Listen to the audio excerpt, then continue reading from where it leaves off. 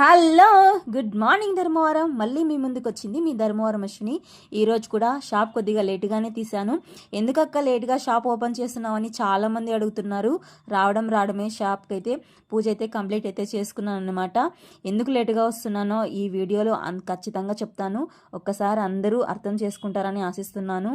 ఎందుకంటే మార్నింగ్ నేను 3:30కి అంతా లేచి ఇండ్లు శుభ్రం చేసుకొని పాపకి వంట రెడీ చేసి పాపకి బాక్స్ రెడీ చేసి తర్వాత ఆమెను పంపించి నేను 6 గంటలకంతా ఇక్కడికి రావాలంటే కష్టమైపోతుంది.